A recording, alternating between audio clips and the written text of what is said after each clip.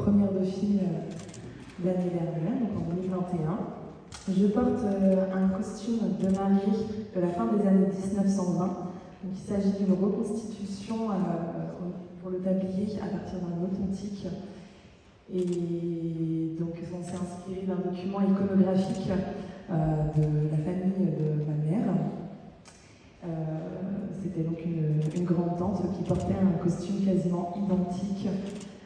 Et le mariage a eu lieu en 1928, donc date de la création aussi des fêtes d'Armor. Très bien. Du coup, tu n'as pas eu de dossier à préparer, puisque sur l'élection l'année dernière, il n'y avait pas de dossier qui vous était demandé aux candidates. Est-ce que tu peux nous parler un peu de l'année que tu as passée, tes impressions? Est-ce que tu as par exemple une anecdote, un bon souvenir à nous communiquer? Effectivement, on n'avait pas de dossier l'année dernière. Concernant l'année qui vient de s'écouler, ça a été une année riche en rencontres, en expériences. Après, une petite anecdote, effectivement, dans les rencontres qu'on peut faire, il y a quelques rencontres assez anecdotiques, que ce soit dans les sorties qu'on a pu faire avec les reines, ou bien en dehors aussi dans la sphère personnelle, donc ce qui ramène aussi des bons souvenirs. Donc voilà, moi je souhaite aux filles de bien profiter aussi de ce week-end, parce que ça passe très vite, et c'est une très belle aventure.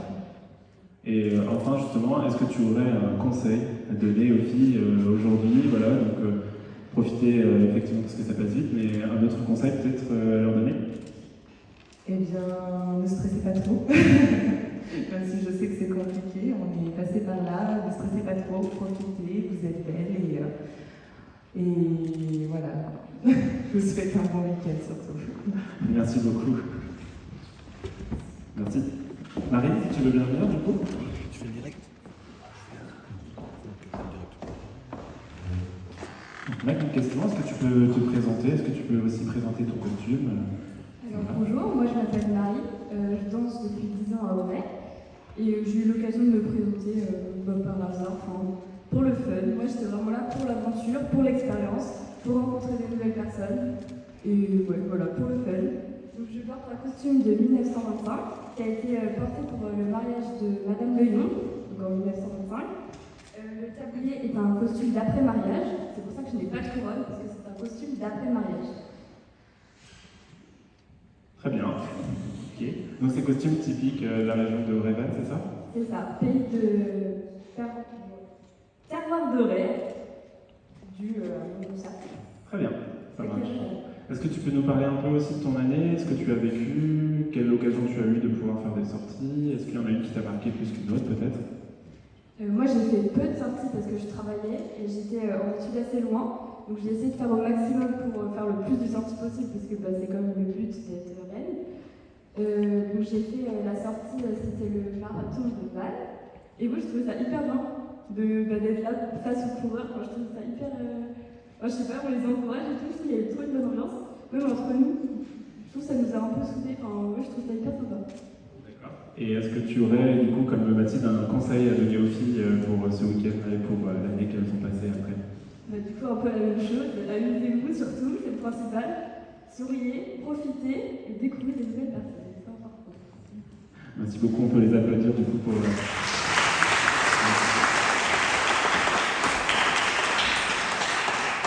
C'est vrai que parfois on a tendance à l'oublier. Reine d'Armor, c'est un titre, ça n'est pas un emploi à plein temps.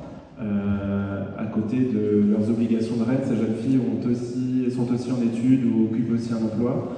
Donc il faut aussi pouvoir cumuler les deux. Ça demande parfois beaucoup d'organisation en termes de contraintes horaires, en termes de contraintes de déplacement. Donc on les remercie énormément de tout l'investissement qu'elles donnent.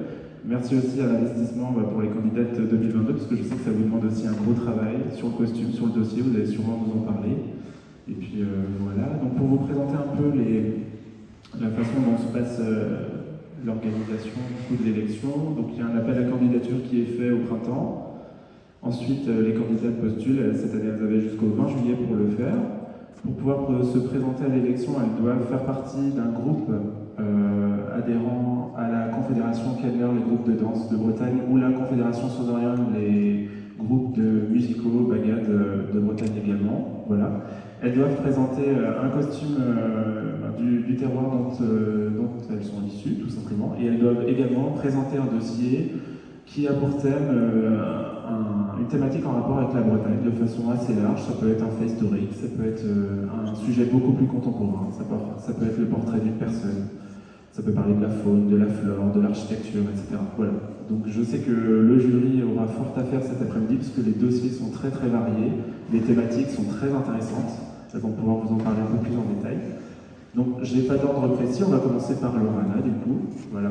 Donc si tu veux bien t'avancer Lorana. Donc si tu veux bien te présenter, nous dire d'où tu viens, de quel groupe tu es issu, on va commencer par ça. Bonjour à toutes et à tous, alors, je m'appelle Lorana Bosseno, je suis percussionniste aux baguettes de Valméline-Mérion. Donc aujourd'hui je vais présenter un costume de mariée des années 1930, donc du terroir vantais. J'ai réalisé moi-même le tablier donc, en broderie Richelieu avec l'aide de mon père. Et comme thématique de dossier, je vais présenter les bagadous dans la musique traditionnelle bretonne. Étant musicienne aux bagades, j'avais vraiment envie de mettre en avant cet aspect de la culture. Et donc dans le dossier, je parle donc, de la musique bretonne en général et l'arrivée des bagadous, leur évolution et ce qu'on est devenu aujourd'hui. D'accord. Est-ce que tu peux nous dire pourquoi tu as souhaité te présenter aujourd'hui? Est-ce que tu souhaites défendre quelque chose? Est-ce que c'est une démarche comme peut-être Marine simplement pour l'envie de le faire et voir comment ça se passe ensuite? Alors j'ai souhaité me présenter à l'élection des Reines d'Arvor, tout simplement parce que je pense qu'il est important de transmettre notre culture.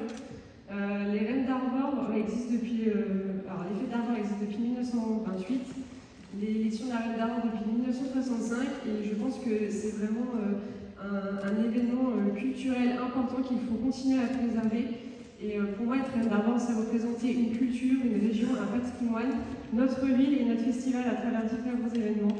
Donc je trouve ça très important que notre culture et notre tradition perdurent. Très bien. Est-ce que tu peux nous dire un petit mot sur ton cavalier du coup? Est-ce qu'il porte un costume qui est assorti avec le tien? Est-ce que... Alors, mon cavalier est Daniel Jaffré, qui porte un costume de mariée des années également 1930. Donc, qui est composé, donc c'est un costume citadin, 3 pièces, donc composé du pantalon et de la veste de costume, d'un gilet, d'une chemise à col cassé, et pour venir compléter le costume, on a un nœud papillon noir et donc une boutonnière en perles cirées qui est associée avec ma propre parure de perles cirées. Très bien. Écoutez, je vous remercie et puis je vous laisse vous installer. Merci à vous.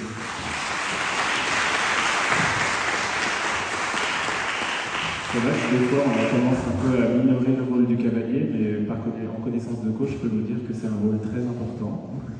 C'est un choix qui ne se fait pas de façon anodine. Le cavalier, c'est à la fois un support tout au long de l'année, il soutient aussi au niveau du stress, c'est important. Il peut être très bon chauffeur aussi, habilleur ou rectificateur s'il y a besoin de gérer quelque chose. C'est lui qui repère un peu les petites mèches qui dépassent. Voilà. Toujours qui fait les lacets quand les filles ne peuvent pas se laisser. Voilà. Donc c'est un rôle très important. On va passer à Lucie, si tu veux bien t'avancer. Donc pareil, est-ce que tu peux te présenter, nous dire d'où tu viens, ton implication dans la culture bretonne, et puis nous présenter ton costume? Bonjour à tous, merci d'être là. Donc, je m'appelle Garrigue Lucille, je suis danseuse au sein du cercle celtique Ambrosbord de Port-Louis depuis 16 ans maintenant. Je présente aujourd'hui un costume de mariée des années 1940 du pays de l'Orient, avec un tablier blanc, qui pouvait être une spécificité des années 40 dans le pays de l'Orient. C'est un tablier blanc ivoire, perlé et brodé, que j'ai réalisé avec l'aide de ma petite sœur et de ma mère, que je remercie. Voilà. Je présente un dossier sur l'émigration bretonne dans le sud-ouest de la France, et plus précisément entre Beaumont-du-Périgord, qui se trouve au sud du département de la Dordogne, et Villeréal, qui se trouve plutôt au nord du Lot-et-Garonne. Cette immigration bretonne, elle a eu lieu entre 1921 et 1950, et je me suis intéressée à ce que sont devenus ces Bretons après avoir immigré dans le sud-ouest. Voilà. Donc c'est un sujet vraiment familial, c'est quelque chose qui te tient à cœur particulièrement? Mon père est originaire de là-bas, donc j'ai passé toutes mes vacances enfant là-bas, et j'ai découvert cette histoire de l'immigration bretonne très récemment. Donc le concours des Reines d'Arvor, c'était pour moi aussi une opportunité pour travailler en parallèle de mes études sur cette thématique. D'accord, très bien. Est-ce que tu peux nous dire pourquoi tu as souhaité également te présenter à cette élection? Est-ce qu'il y a quelque chose que tu souhaites défendre ou autre? C'était assez compliqué pour moi de me lancer dans cette aventure, parce que gros doute sur mes compétences. Et aussi parce que je fais partie d'un petit cercle comparé à d'autres. Et c'était un challenge en fait pour le cercle que de présenter quelqu'un à ce concours et de préparer. Et l'initiative était d'encourager notamment les jeunes à s'investir un peu plus dans la culture bretonne, pas que au niveau de la danse ou de la musique, mais également sur d'autres aspects, et de les initier par exemple à la broderie ou au perlage. Et c'était une très bonne expérience. On a aussi fait des boutons de cire pour une parure de mariage, donc, que je ne porte pas aujourd'hui, mais qui a été fait pour une chorégraphie avec un cercle du Finistère. Donc voilà, une expérience globale. Très bien. Est-ce qu'on peut dire un mot sur son cavalier du coup et sur son costume? Est-ce que tu peux nous le présenter? Donc la WEN porte un costume de mode civil, donc costume 3 pièces avec une veste, un gilet et un pantalon.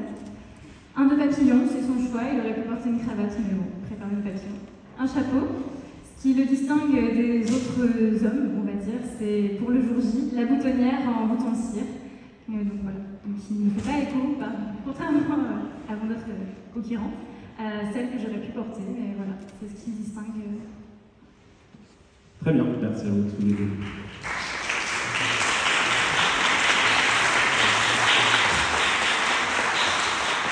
C'est vrai que Laurana et Lucille ont donné comme exemple la représentation effectivement de la culture bretonne à travers les Reines d'Arvor. C'est vrai que c'est quelque chose que nous on défend ici à la commission. C'est aussi ce dont on a déjà parlé avec les filles. On estime que tous les groupes du Morbihan ont des perles vestimentaires dans leur stock, dans leur vestiaire, et c'est aussi l'élection des Reines d'Arvor l'occasion pour ces groupes de montrer un peu la richesse du patrimoine vestimentaire breton, la richesse du patrimoine vestimentaire du Morbihan, du terroir breton. C'est très très important. Là on a un beau panel, des coiffes assez différentes, des époques aussi assez différentes. Donc entre autres, c'est pour ça que l'élection existe. Et puis c'est aussi l'occasion pour ces jeunes filles de défendre un dossier qui leur tient à cœur. Donc on a eu l'exemple de Laurana, des Bagadou, et puis de Lucille, et du coup de l'immigration bretonne, merci. Et voilà, c'est des thématiques qui ne sont pas forcément traitées en temps normal. Et puis là, voilà, on a cette occasion-là pour l'élection de défendre un dossier. Donc c'est avec plaisir aussi qu'elles le font. Et puis je pense que c'est avec plaisir que le jury va effectivement écouter vos dossiers, vos entretiens et vos échanges. Voilà. On va maintenant passer à Léna, si tu veux bien t'avancer. Donc pareil, je te laisse te présenter, nous dire d'où tu viens, de quel groupe tu fais partie, puis nous présenter ton costume aussi. Alors bonjour à tous, moi c'est Léna Pidelot, je viens de la Carrière-Fontville, j'y danse depuis 10 ans maintenant. J'ai commencé la danse bretonne à l'âge de 3 ans dans un cercle à côté de Pontivy à Cléguérec. Alors aujourd'hui je présente un costume de Guémené-sur-Score. Donc j'ai pu récupérer la robe avec la maman de mon oncle qui m'ont prêté gentiment pour l'occasion. Malheureusement ils avaient perdu le tablier, donc j'ai pu le reconstituer avec l'aide d'une amie. Donc on a choisi de la soie et on a brodé aussi avec des perles également. Voilà. Très bien. Donc on peut voir que c'est très clinquant. Est-ce que c'est spécifique à l'époque? Est-ce que c'est spécifique au terroir? Est-ce que tu peux nous en dire un petit peu plus? Alors oui, mon costume est de 1940 et oui c'est très spécifique avec surtout la coiffe nommée brouette. Qu'on retrouve principalement sur Guémené-sur-Score et sur ses alentours. D'accord. Est-ce que tu peux maintenant nous parler de ton dossier? Quel est le thème dont tu as traité et puis pourquoi tu as fait ce choix? Alors moi je l'ai traité sur l'écluse 119, c'est un peu vague, mais elle a connu beaucoup d'histoires. En fait elle se trouve entre Saint-Aignan et Mur de Bretagne. Elle a connu le canal de Nantes à Brest et le lac de Garlédan. Alors maintenant c'est une activité touristique et donc j'ai fait le choix de présenter ce dossier par rapport aux recherches que mon grand-père avait fait avant son décès, et donc j'ai voulu ne pas perdre ces recherches et puis les amener avec moi aujourd'hui. Très bien. Est-ce que tu peux maintenant nous dire pourquoi cette candidature? Est-ce que tu es là pour aussi le fun, comme disait Marie? Est-ce qu'au contraire tu souhaites défendre quelque chose? Alors c'était aussi l'occasion de me présenter. J'avais envie de connaître l'expérience. Il faut faut savoir que c'est pas Miss Bretagne ou comme on entend souvent, mais il y a vraiment une recherche derrière, un dossier sur la culture à présenter, et je pense que c'est important de transmettre. Alors aujourd'hui, je suis professeure des enfants au cercle de la Carlène, mais je pense que transmettre, c'est vraiment important pour les générations futures. Très bien, c'est vrai qu'on l'oublie souvent, on parle souvent de Miss Bretagne, c'est vrai que les jeunes filles qui étaient au marché hier matin ont eu le droit à ce petit surnom Miss Bretagne. Nous, on parle de Rennes, je pense que ça soit l'un ou que ça soit l'autre, on a quand même une sorte de reconnaissance, mine de rien, parce que c'est pas un terme anodin qu'on donne, c'est quand même une marque de respect, mais je pense que c'est aussi un manque de connaissance. Dire les Miss, c'est un peu plus moderne, voilà, donc merci beaucoup. Est-ce que tu peux maintenant nous parler du cavalier qui t'accompagne, nous présenter son costume? Alors Tom porte un costume de type ville, donc il a fait lui-même un nœud papillon qu'il a reconstitué grâce aux photos qu'on a eues du mariage, et donc il a la même parure que moi, et qui va avec moi en fait. Très bien, donc assorti, parfaitement. Merci à tous les deux en tout cas.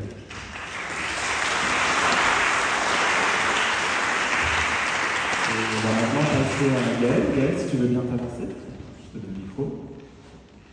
Et donc pareil, est-ce que tu viens de faire une petite présentation de ta personne, de dire d'où tu viens, où tu danses, et puis quel costume tu portes aujourd'hui? Bien sûr, bonsoir, bonjour à tous. Je m'appelle Gaëlle Boiset, je représente le staff celtique de Vannes. Ça fait près de 15 ans maintenant que j'y danse. Et ça fait aussi depuis 2 ans que je suis monitrice au groupe enfants et groupe ados. Donc voilà, ça me tenait à cœur de représenter le cercle cette année. Le costume que je porte est un costume de cérémonie. Ce n'est pas un costume de mariage, mais il peut être porté lors de cérémonies comme des processions, des communions par exemple. La particularité de ce costume, c'est que le tablier a été brodé par mon père, donc c'est une vraie fierté de pouvoir porter ce tablier aujourd'hui. C'est un tablier qui date des années 1925-1930, et donc j'ai constitué le reste du costume à partir de pièces de différentes provenances, comme la robe qui a été prêtée par le cercle celtique de Vannes. Voilà. Et concernant mon dossier, j'ai choisi de porter mon dossier sur une figure de Vannes qui s'appelle Madame Mollet. C'était donc une jeune femme qui a accueilli des jeunes filles qui erraient sur le port de Vannes. Et donc elle les a éduquées, elle leur a appris le métier de dentelière. Et donc moi, ça m'a beaucoup touché son histoire, et c'est pourquoi j'ai choisi de parler de son œuvre aujourd'hui. D'accord. Et pourquoi cette envie de candidater du coup au titre de Reine d'Argent 2022? Est-ce que tu peux nous en dire un peu plus sur ta démarche? Alors c'était un projet que j'avais un petit peu en tête depuis un certain temps. Et effectivement, le fait d'avoir retrouvé ce tablier qui était resté dans les placards, on va dire, ça m'a motivée, ça m'a donné une envie et ça m'a donné un objectif aussi. Et donc c'était aussi pour vivre une expérience culturelle qui est unique. Et donc c'était important pour moi de montrer le patrimoine vestimentaire du pays de Vannes, et aussi de pouvoir porter un dossier qui me correspond lors de ce festival. Très bien. Est-ce que maintenant on peut parler un petit peu de ton cavalier? Est-ce que tu peux nous décrire son costume également? Oui, bien sûr. Donc, mon cavalier s'appelle Lucas. Il porte un costume civil 3 pièces. Il porte donc en accessoire un nœud papillon et un chapeau en feutre noir. Il porte également des chaussures en double matière, donc daim et cuir, pour assortir avec l'originalité de mon costume aussi. Très bien. Merci à tous les deux.